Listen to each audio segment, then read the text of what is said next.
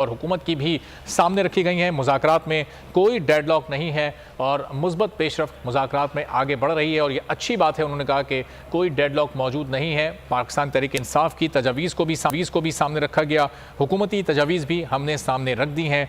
अब मुज़ाकरात का सिलसिला आगे बढ़ेगा और फ़िलहाल इन मुज़ाकरात में कोई डेडलॉक नहीं है। दूसरा दौर मुज़ाकरात का ख़त्म हो चुका, तवील एक दौर था और दूसरे दौर तक कोई डेडलॉक अभी तक सामने नहीं आया। सागडार ने हुकूमत की तरफ से ये मौक़िफ़ पेश किया। नवीद कमर और यूसुफ रज़ा गिलानी दोनों पीपल्स पार्टी के रहनुमा भी उनके साथ मौजूद थे और मुज़ाकरात का अगला दौर अब मंगल को होगा। दरमियान में 3 रोज़ का वक्फ़ा लिया गया है और 3 रोज़ के बाद मुज़ाकरात का अगला दौर लगेगा। दूसरा दौर आज ख़त्म हो चुका है। दोनों तरफ से मुस्बत पेशरफ्त सामने आई है, तजावीज़ को सामने रखा गया। पाकिस्तान तहरीक इंसाफ की तजवीज़ है कि असम्बली को ख़त्म किया जाए, तहलील किया जाए और फिर एक दिन ही बजट से पहले इलेक्शन की तारीख का ऐलान किया जाए, जबकि हुकूमत ये जो इस वक्त असम्बलियों की तहलील है वो सितंबर अक्टूबर तक ले जाना चाहती है।